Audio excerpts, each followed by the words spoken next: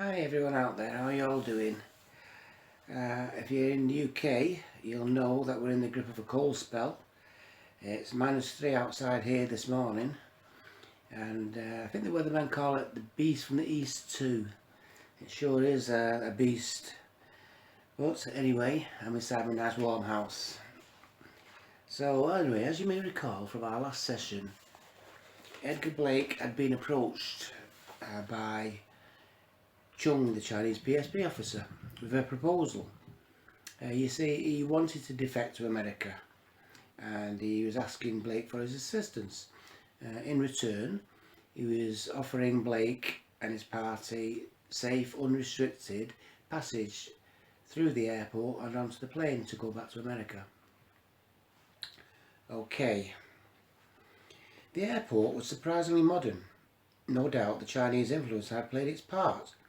Before the occupation, Tibet had little or no electricity, no telephones or TV. In fact, none of the modern day conveniences the West take for granted. No doubt a lot of Tibetans would still argue that they were better off without them. Sue helped them take their baggage inside and bid them all tearful farewell.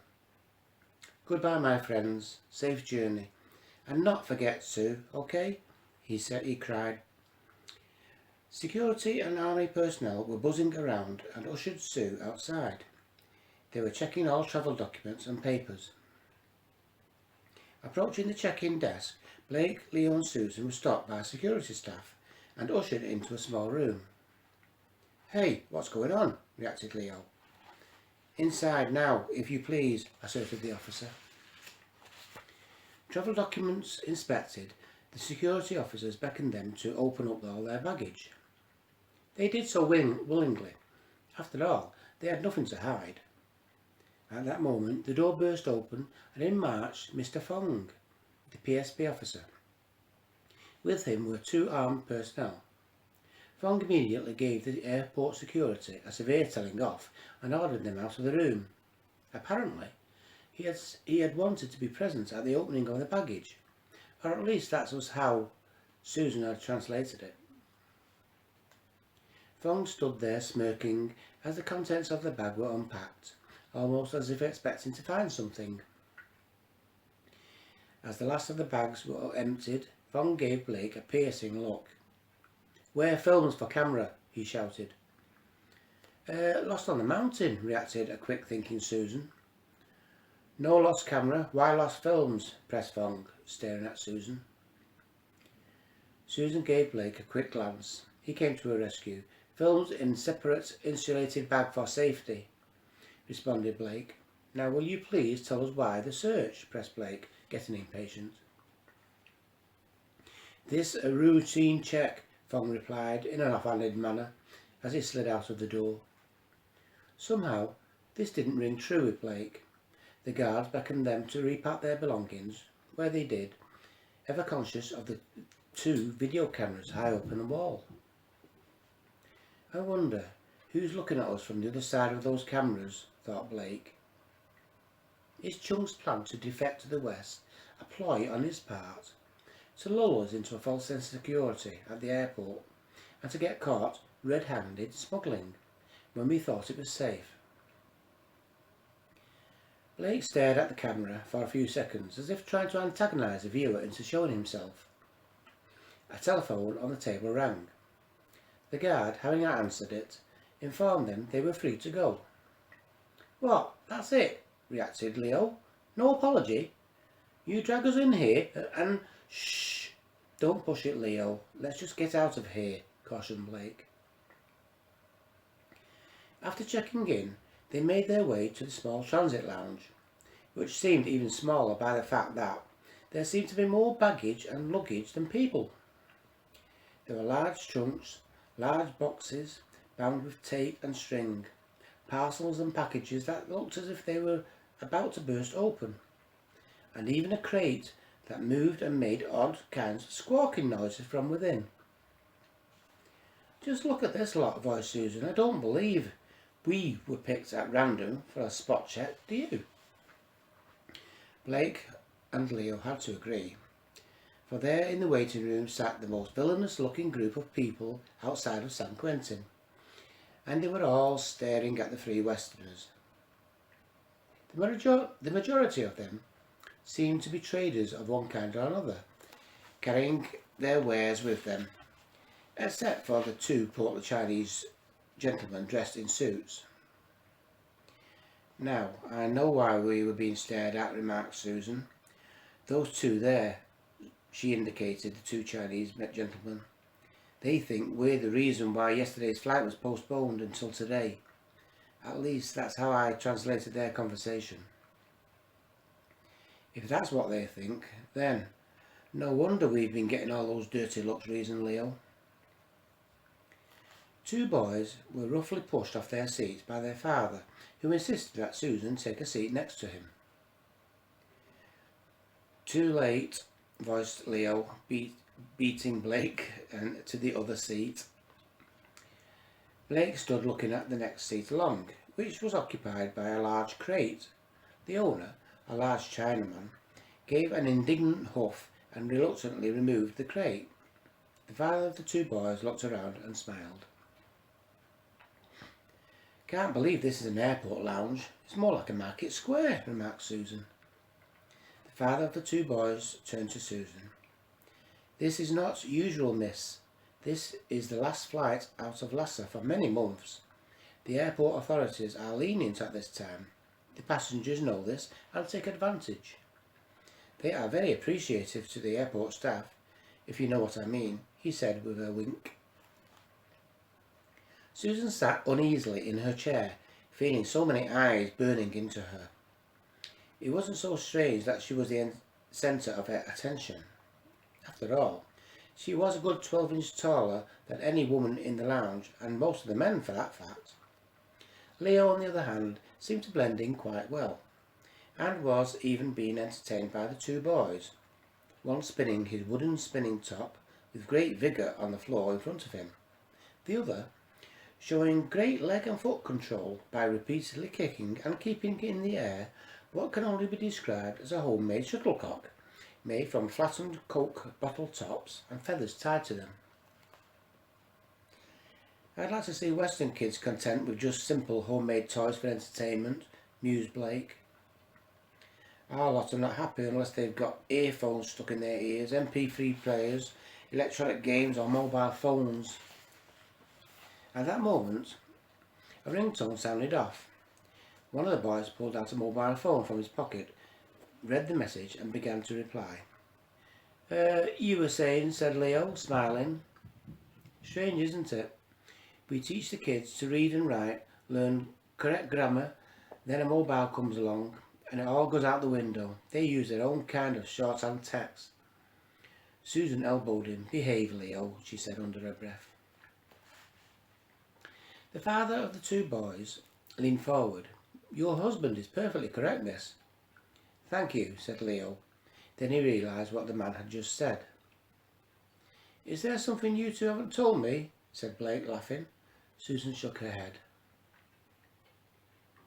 Sitting alone with rolls of coloured Tibetan woven fabric by his side, a little old Chinese man was sat smiling at them. In one hand he held a long clay pipe which he puffed on every now and then, coughed and wheezed, and then winked. He seemed to smile at Susan, or at least that's what was the impression she received. The deep furrows and wrinkles, combined with his moustache and beard, made it debatable whether it was a smile or a smirk. Just then, an incomprehensible flurry of words came over the speaker system.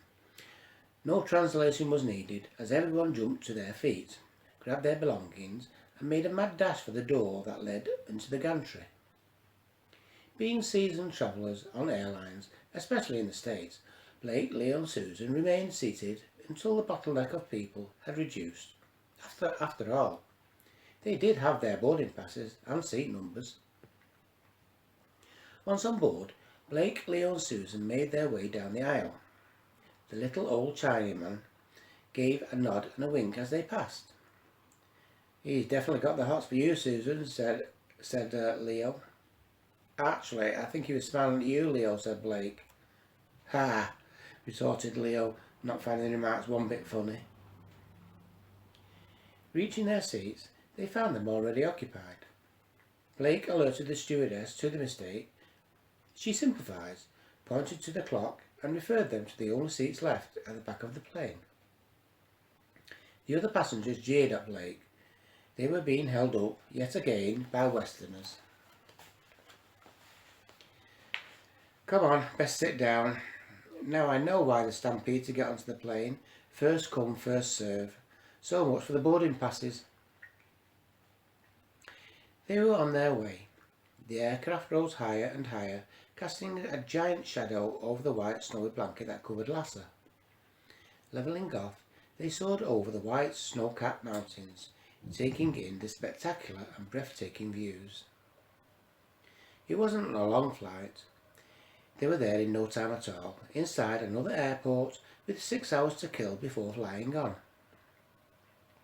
Well, we can't leave the airport, might as well have a wander around, sighed Blake. That shouldn't take long, mumbled Leo.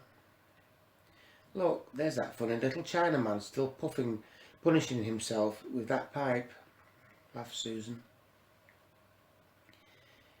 The moment he set eyes on them, he about turned, waved his pipe, and headed straight for them. He had an unusual gait, more like a duck wobble than a stride, which caused him to drop his roll of cloth. Blake immediately ran over to assist him.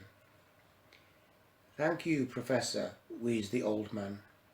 These tired old muscles are beginning to fail me, he said, as he took the roll of cloth off Blake.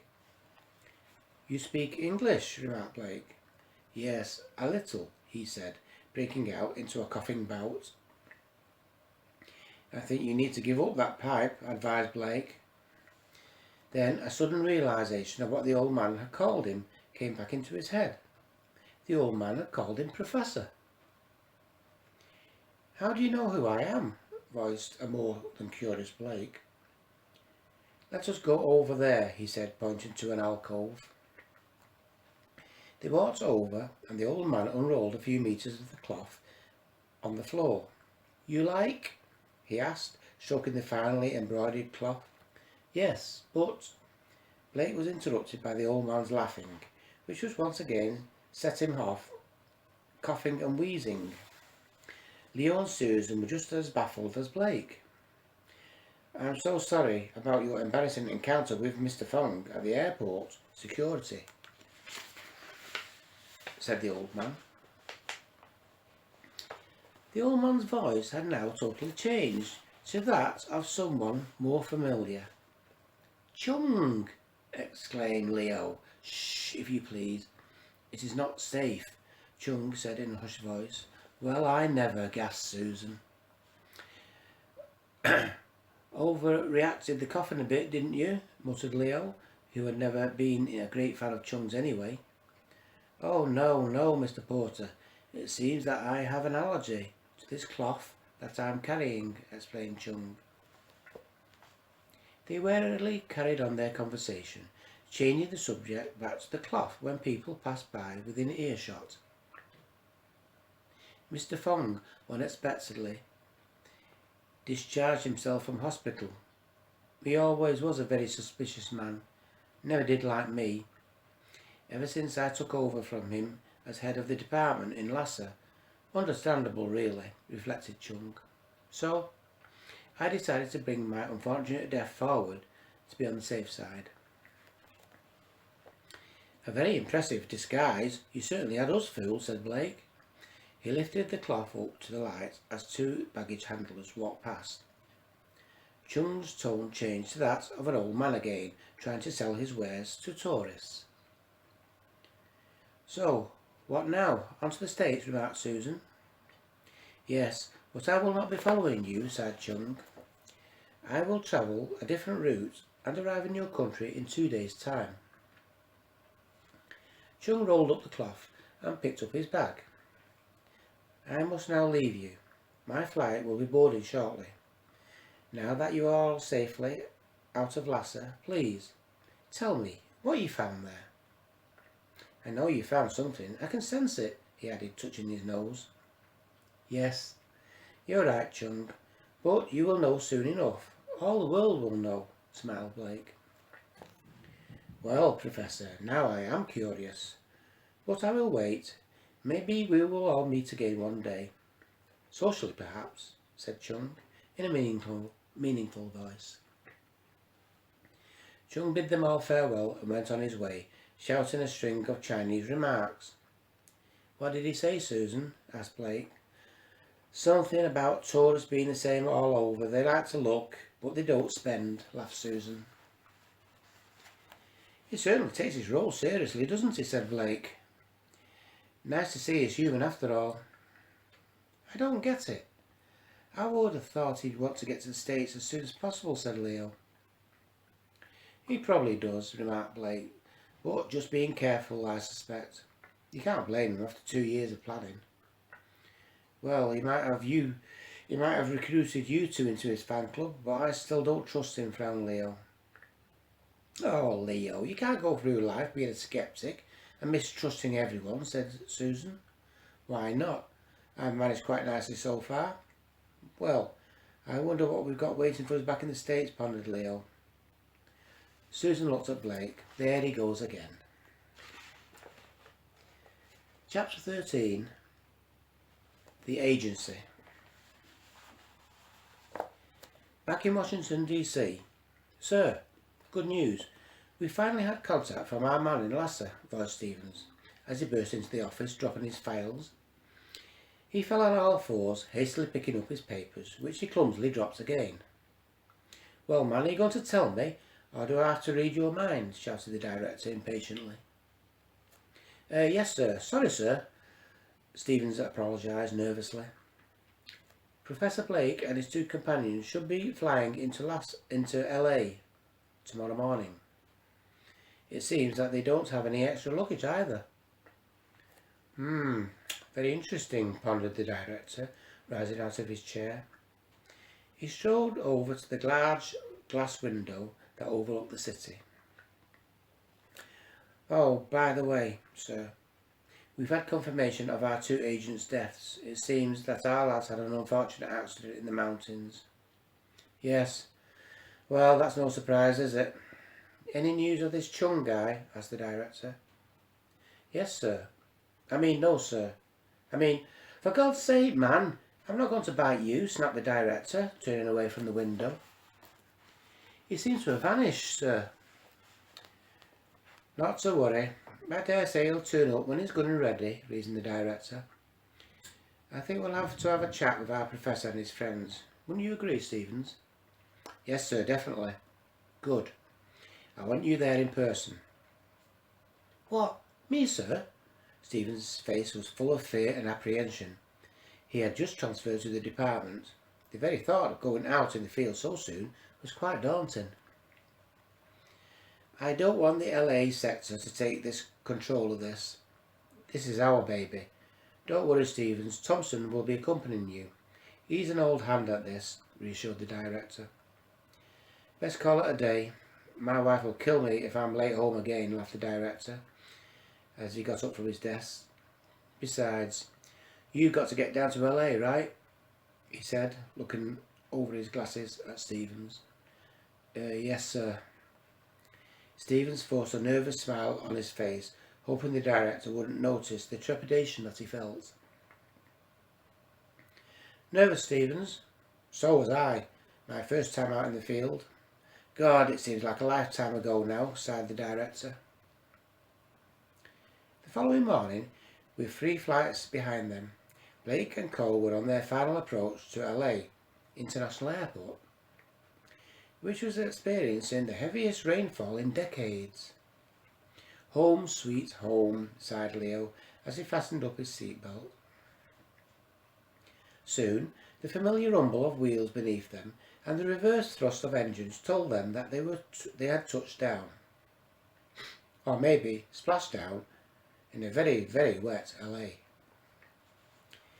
After an unexpected delay, passengers were allowed to disembark. At passport control, Blake handed over his passport. The officer, upon opening it, glanced over to the side and nodded to two figures stood in the background. Thompson's and Stevens approached Blake, and after a quick flash of their ID cards, ushered all three of them to one side. "Do you have a nice flight, Professor?" asked Thompson. "They all sound the same, don't they?" remarked Blake. "Even in Lhasa." "Yes, but at least in Lhasa you get a proper introduction," said Susan, eyeballing Stevens. "Yes, you're right. Please forgive us, Miss Carter, isn't it? I'm Agent Thompson, and this is Agent Stevens. I would very much appreciate it if you would come with us. We need to talk urgently," urged Thompson.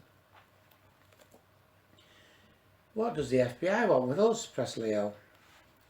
"We can't talk here. Besides, we're not the FBI. We do, however, work for Uncle Sam, albeit indirectly," said Thompson. "But your ID cards," voiced Susan. "Yes, they do come in handy sometimes," smiled Thompson. Stevens was far from smiling. In fact, he was furious at Thompson's impromptu admission. "So if you would please," Thompson indicated which way to walk. "Do we have any choice?" asked Blake. "Of course you do. This isn't Tibet. You're free to go at any time you like," responded Stevens. They all walked towards the exit, Stevens in front, Thompson behind, with Blake. "Remember, of course, that we're not the only ones interested in you," said Thompson, his eyes darting about, scrutinising everyone and everything around them, as only a seasoned vet can. "I've got a bad feeling about this. Something doesn't feel right," said Thompson. "We're being followed. Don't look back. Just carry on walking." "Who is it?" asked Stevens. "Don't know, but there's two of them." Their pace quickened as they worked their way through the busy terminal. Slow down," urged Thompson. "Just act as though we don't know we're being followed." "That's easy for you to say," said Leo. Rounding a corner, Thompson quickly ushered them all through a small staff door that led them into an automated baggage transfer. Another small door brought them out under an escalator, which they boarded. "So much for airport security, then," remarked Susan. A car park now stood before them. "This way," prompted Thompson. They ran through the car park. Thompson reached a small white delivery van. Stevens stopped and looked inquiringly at his partner, who was opening the rear door. "Quick, you three inside. There's seats inside," urged Thompson. Blake beckoned Susan to get in first, holding out a helping hand. I'm not so sure about this, Ed," she said apprehensively. "Can't we just talk here?" "Sure. You want to invite those two guys as well?" voiced Thompson, looking over at the exit where two thick-set figures had just appeared. "You mean—" "Yep," interrupted Thompson. Susan quickly dived inside, followed by Leo and Blake. Thompson and Stevens jumped in the front. With a screech of wheels, they sped off towards the exit, leaving behind them disgruntled passengers, their baggage strewn about the car park. At the exit, the two men dived out of the way of the speeding van, one of them shooting at the van. The bullet narrowly missed Thompson. "You folks okay that back there?" shouted Thompson. Blake appeared at the small inner window. "Just a few bruises, that's all, being thrown about." The van left the airport complex and joined the busy morning traffic. Stevens reholstered his gun. "Phew, close one, eh?" laughed Thompson. "God, I love this job." Stevens wasn't amused. "And why exactly didn't you tell me about your little backup plan?" he retorted. "You know now, don't you?" "Nothing personal, Stevens, but I don't know you from Adam, do I?" "We only met a few days ago. It's just a precautionary measure. That's why I'm still around after 30 years in the field." "There's got to be some kind of record, don't you think?" said Thompson, glancing over at Stevens. "Hey, you've been hit." Stevens clenched his arm. "It's nothing, just a nick," he replied, trying to put on a brave face. "Ha! Welcome to the department, Stevens. We can call this your initiation, eh?" Stevens fell silent, stomach churning. He held his bloodied arm tightly. At this moment in time, his transfer to the department had somehow lost its appeal. Blake knocked on the inner window. "Who were they?" he shouted. "Dunno. Could be Chinese or Russian. We weren't going to stay around to find out, though," answered Thompson. A few miles down the road, they stopped at a small hotel. Stevens opened the van doors and gestured Blake and the others to get out. "You're bleeding," voiced Susan, looking at his arm. "He'll be all right," said Thompson as he rounded the van. "We stayed here last night. Not exactly the Hotel California, but it does have its good points," said Stevens. Once inside, Stevens went over to the reception and asked for coffee to be sent up to their rooms. "Breakfast has already been served," squeaked the receptionist in a high-pitched voice. "We don't want breakfast, just coffee," voiced Thompson from the other side of the room. Stevens leant close to the receptionist's head. "Don't mind him. He's a bit of a grouch in the morning, especially when he hasn't had his coffee. Not like me. All I need is to see a beautiful, intelligent girl like you to set me up for the day." The girl giggled and flushed up. "Why, thank you," she said, running her fingers through her long, curly hair. "It's so nice to be appreciated. I'll have coffee sent up to your room right away." Stevens whispered something to her, and she set off giggling again. "I think you need to keep him on a lead," remarked Susan. "Yeah, I've only known him a few days and he's already chatted with a handful of girls," laughed Thompson. "Mind you, this is a pretty one." Apart from being pretty, she was a woman of very generous proportions. The height of the desk at which she stood seemed to emphasise that fact. It looked as though the desk had been purposely made solely to support her rather large assets. "Honestly, you men," voiced Susan.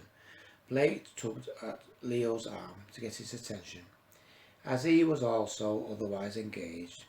"What? We didn't say anything," said Leo, putting on an innocent look, a smile forming across his face as Blake caught his eye. "You don't have to. Just roll up your tongues and pick up your eyeballs," she said, shaking her head. They walked down the corridor, passing door after door, until they reached the end. Thompson pulled out a key and opened the door. A quick look inside, he then motioned the others to join him. "So, this is the interrogation room then," remarked Leo. "You've been watching too many movies, Mr. Porter," mused Stevens. Blake raised an eyebrow and smiled at Leo, having said the same thing to Leo himself. A few moments passed, then a knock came at the door. "Room service, coffee for 5, came a voice from outside. Motioning Stevens to open the door, Thompson took up position behind it, gun at the ready. A silent gesture from him sent Blake, Leo and Susan to one side of the room. "Yes, who is it?" asked Stevens. "Your coffee, sir." The door was slowly opened. Outside stood a small, balding man holding a large tray. Stevens took the tray, had a quick look up and down the corridor, and promptly shut the door in his face. Thank you, sir. You're too kind, sir. Have a nice day, sir," scowled the man, his empty hand still outstretched. He about turned and hurried off back down the corridor, chuckling to himself. Coffee was served up, and Stevens took position by the window that overlooked the hotel entrance. "Right then, down to business," started Thompson. "You know, Professor, I must admit, I was surprised when you agreed to our little chat. After all, you could have just refused and walked off. So can we assume that you're willing to cooperate with us?" "That depends on what you mean cooperate," expressed Blake. Okay. Cards on the table," asserted Thompson, as he held out his hand for the file that Stevens held. We have here a lab report, and it's obvious that you've found something that has the potential to change the world. For good or bad, that depends on you and your companions, doesn't it? Yes, I think it does. That's why we don't want to rush things. We need time to decide our best course of action, said Blake. Thompson casually flipped through the file, stopping when he found the lab report. Well, Professor, looks like Christmas has come early for you, smiled Thompson. Quite a fine day. A virtually indestructible material, resistant to heat, fuses back together again when cut, and resumes its original shape after being deformed. Almost like it's alive. A scientist's dream. You know, Professor, this is a very serious game you're playing, voiced Stevens. Sure, there's fame and big money to be made, but it could be at a price, especially if the goods belong to another country. Ha! What country do you think has the technology to produce something like that? Snapped Leo. Do you honestly think we're into industrial espionage? Asked Blake. I didn't say that, said Stevens, looking over at Thompson. There are other interested parties, not as friendly as us, smiled Thompson. So the sooner you confide in us, the sooner we'll know what we're dealing with and the safer you'll be. There was a moment's pause, as if reflecting on what had just transpired. Mr. Porter, voiced Thompson, looking at Leo. You're right. No country, as far as we know, has the technology to produce something like this. However, if they have, then that technology is better in American hands. Wouldn't you agree? Blake broke the silence, and before Leo could answer, afraid that they were being manipulated. Listen, there's more to this than you could ever imagine, he said, standing up. Now, as I've told you, you'll all know about it soon enough. So if you don't mind, we'd like to go now. That is, if we're not being detained. Of course not, Professor, but don't leave it too long. You may be needing our help and protection sooner than you think, advised Thompson. He gave Blake a telephone number. You can contact us here on this number at any time, night or day. So hopefully we'll be hearing from you soon, eh? Yes, of course you will. We just need time to get our heads around all this, stressed Blake, trying to sound convincing. With that, they left the hotel and made for a taxi, leaving Thompson and Stevens to nurse their wounds. Well, looks like round-the-clock surveillance on these three then, doesn't it, sighed Thompson. Yeah, but the old man isn't going to be too pleased. He was hoping to keep the LA boys out of this, reflected Stevens. We're going to need an army of them, just to keep tabs on Blake and his two friends. They're already involved anyway, said Thompson. What do you mean? Voiced Stevens, looking puzzled. Thompson smirked and lit up a cigarette. Who do you think those two the guerrillas were at the airport? You mean that was all set up? Yeah, it didn't work though, did it? I was hoping it just might persuade Blake and his two friends to be more cooperative. You crafty? Hey, wait a minute. You mean to say that I got shot by one of our own team? Voiced Stevens. Sorry about that. That was a bit unfortunate. These LA boys are a bit enthusiastic, aren't they? Mind you, they put one hell of a show on there, didn't they? Nearly had me fooled and I set it all up. Stevens frowned at him, then gave a half smile, secretly admiring Thompson's little plan, even though it didn't work. Outside the hotel, Blake, Leo and Susan tried in vain to flog down a taxi. They weren't having much luck. They were either on hire or they simply just sped past, drenching them with spray thrown off the flooded roads. What's wrong with these taxis this morning? Don't they want any business? Yelled Leo, wiping himself down after just being splashed again. Unusual, isn't it? Looks like all the drains are blocked up as well, remarked Blake. Unbeknown to them, it had been raining continuously for 10 days. However, the relentless onslaught of heavy rain that greeted them on their arrival at the airport was finally subsiding. The whole population of the city were bemused, bewildered, and even in a state of shock that such an unprecedented amount of rain could fall continuously on their beloved LA. The freak work of Mother Nature that brought so much chaos to LA had finally passed, leaving in its wake something more reminiscent of the monsoon-stricken countries of the tropics. Storm drains couldn't cope with the sheer mass of water that engulfed them, causing flash floods throughout the city. Subways and tubes were underwater, and all emergency service was stretched to their limits. The taxi driver never had it so good. The freak weather was a blessing in disguise for them. Public transport had virtually ground to a halt, leaving only the taxi in great demand. Just as Blake was about to give up, a taxi rounded the corner. A very frustrated Leo threw himself in front of the oncoming vehicle. The taxi, aptly named Noah's Ark, screeched and skidded to a halt in a flooded road. A large black man leaned out of the window. "Hey, you got a death wish or summat?" he yelled. "Sorry, but we're desperate," cried Leo, making for the door. "Yeah, you and everyone else in LA. I'm off duty now. Need some sleep. Been on the road 24 hours now." "But please," pleaded Susan, "we'll make it worth your while." The driver's eyes lit up. "Where do you want to go?" "Oh, thank you. The Samaritan Hospital, please," said Susan.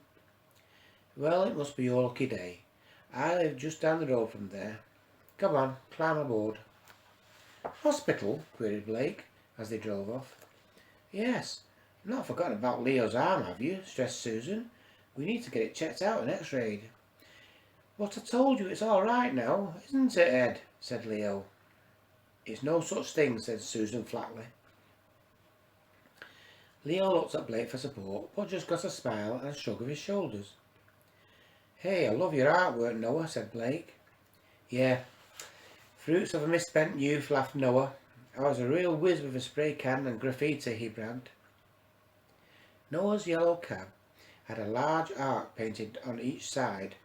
Animals' bodies were cleverly positioned around the windows of the cab so that the onlooker would see the heads of the people inside on the animals. The cab screeched to a halt to let police and fire truck pass by.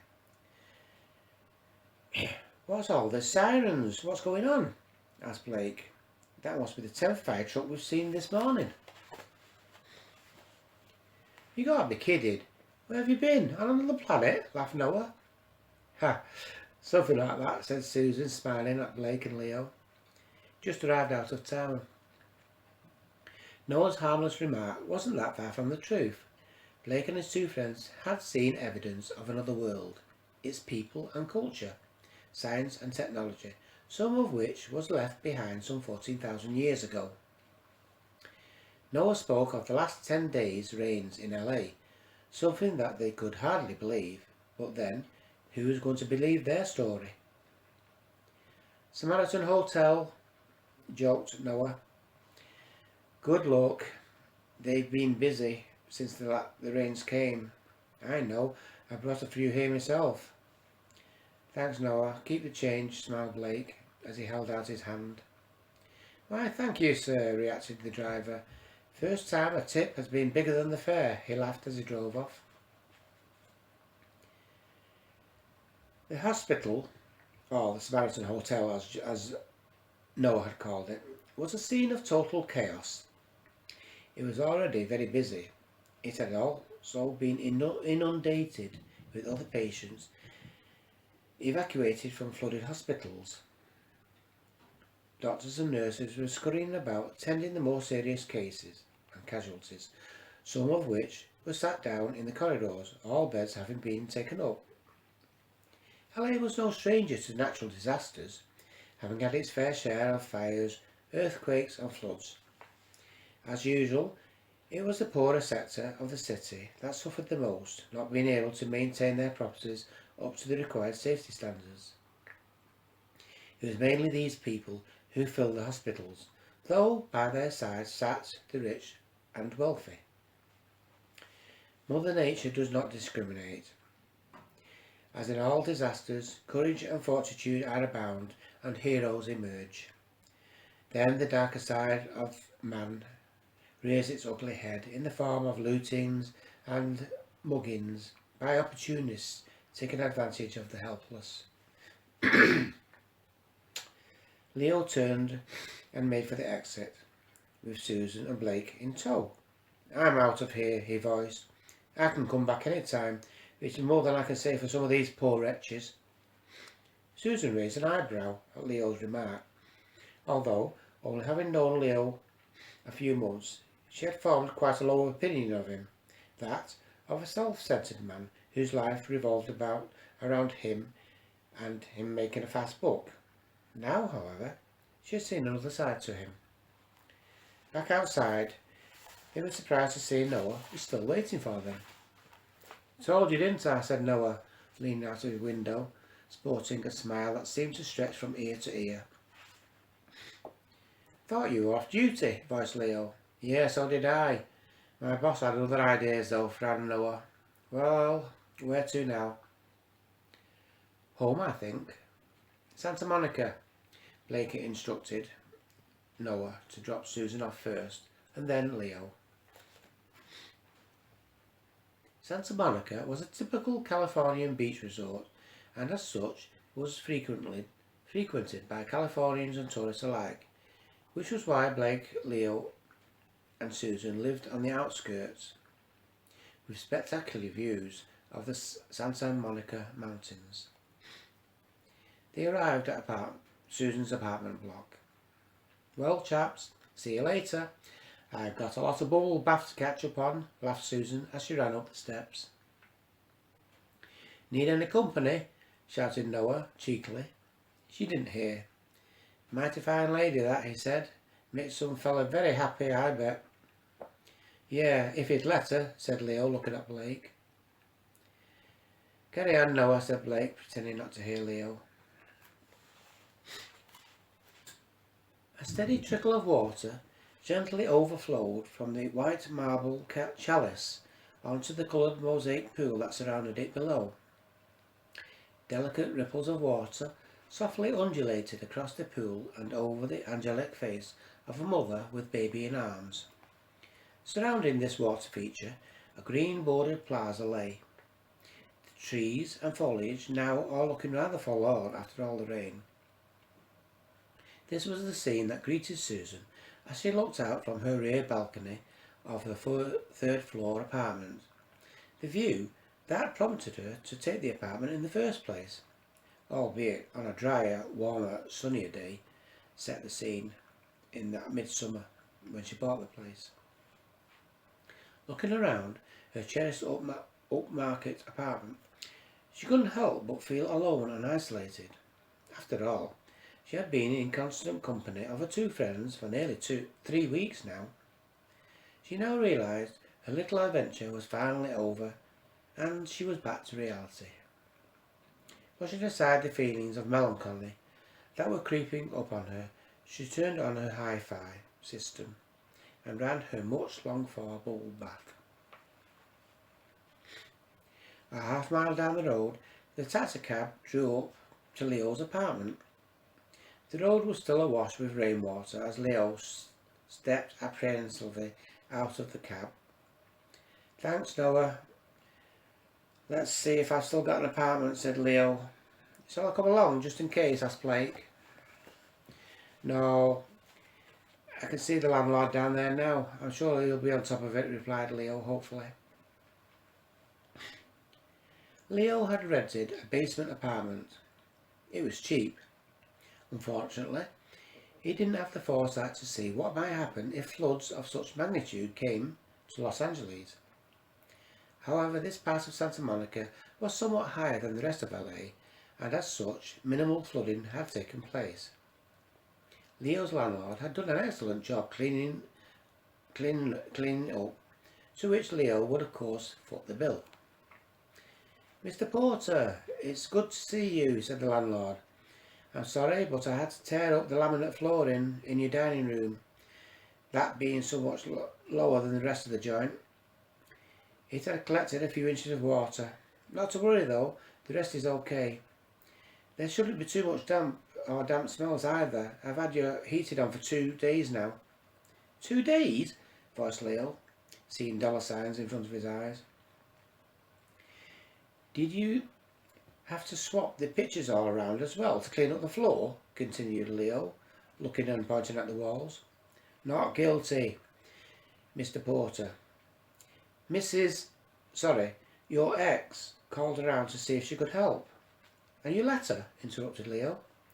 Well, I thought it wouldn't do any harm, since she did used to live here, and she does know where everything goes, said the landlord sheepishly, seeing the look on Leo's face. Leo looked around, shaking his head. She always did have a lousy sense of tidying up, he said, moving the coffee table back across the room and swapping the ornaments around. If there was one thing Leo couldn't abide, it was things not being put back in their proper place. Everything has its place. Just look at this. That woman has totally rearranged my apartment, and you let her. I could still be looking for things this time next year. Leo's fixation on neat and tidy and orderly had cost him his marriage, although he didn't see it that way. I'll be off now, said the landlord, hesitating in the doorway. There'll be a small charge for my services, and as it states in your agreement. And of course, the rest should be covered by your insurance. The landlord quickly made his exit before Leo could respond. Blake had at last arrived at his own apartment.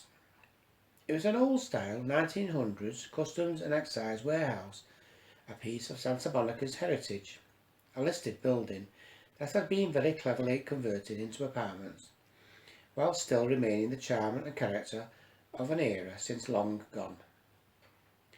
Blake paid Noah, who sped off to another booking.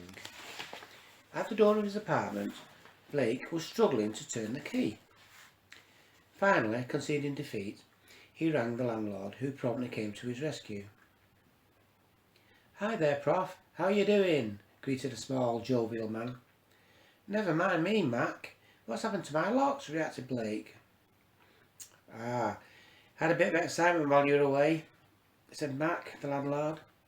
I came to check up on your apartment and open the door. Then all hell broke loose. These two guys pushed me aside as they ran out of your place. Knocked me over, they did. I gave the cops the descriptions. They reckon your intruders had keys, so I changed the locks. I hope nothing's missing, said Mac, opening the door.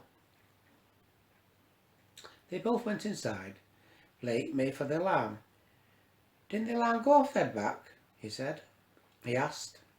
No, I didn't hear anything. I think they must have disabled it, replied Mac. Well, doesn't look like it's been tampered with, said Blake, examining the alarm. It's been turned off properly, using a security code. Who else knows the code then, Prof? That's just it. Nobody except me, puzzled Blake. Funny though, they're the tidiest burglars I've ever seen, said Mac. Tidy, smiled Blake. Mac's last remark reminded Blake of the tidy burglars in his hotel room in Lhasa. Agents, he sighed.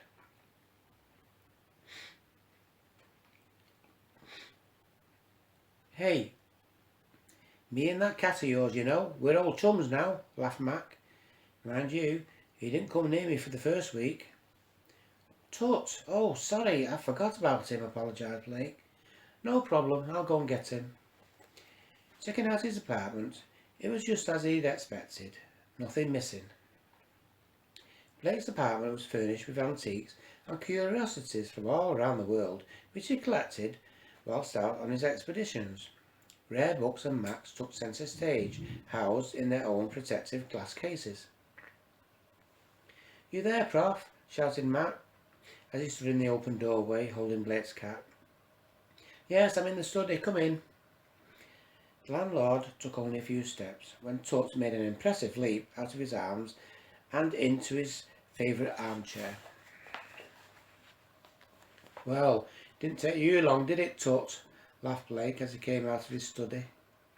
Tut let out a long yowl, spun around on all fours, then curled up on the seat. The landlord gave Blake his new keys. I'll have to get going now, Prof. See you around. OK, Matt, thanks for everything anyway. Including Tut, added Blake. Tut, Tutankhamun, was a chocolate-pointed Siamese cat. He had just appeared out of the blue one cold, wet evening 2 years ago. Although Blake was no lover of cats, having had been brought up with dogs at his family home, he decided to take him in for the evening, fully intending to let him go his own way the following day. However, Blake seemed strangely drawn to the cat, and it didn't seem to be in any hurry to leave, so it stayed. Now, Tut was displaying a character more becoming of a human than a cat, sulking and lying in his armchair glaring at Blake. After all, he had been locked up in Mac's apartment, against his wishes, for 3 weeks now. It's like searching for a needle in a haystack, Blake muttered to himself as he searched his apartment for possible bugs and listening devices left by his uninvited guests. He texted Susan and Leo on his mobile, warning them of the possibility of hidden ears within their apartments also, and arranged to meet them both at a bar later on. The afternoon wore on, and early evening approached.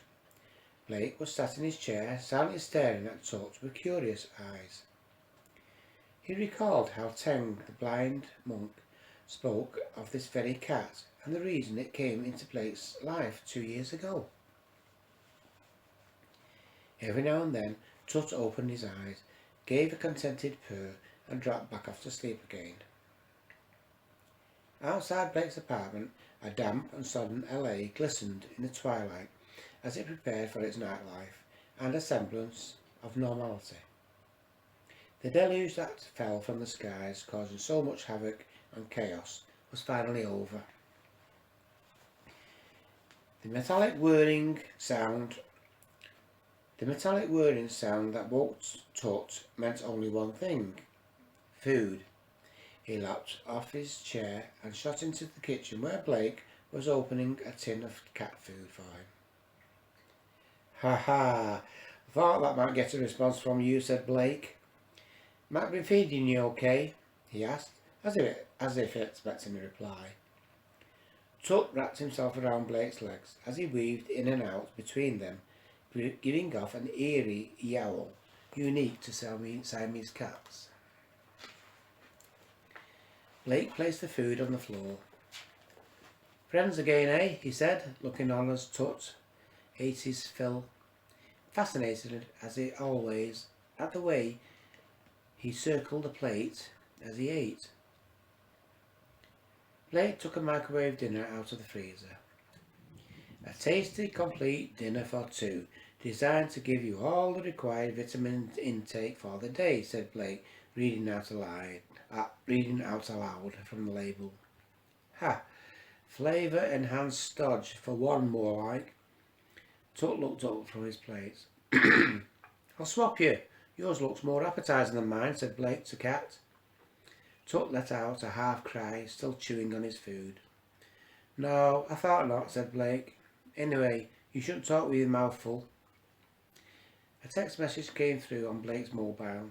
It was from Susan. "Meet you both at Chico's tonight, 8 sharp. Don't be late." Well, thank you for listening in with me again, everyone. That's the end of that chapter.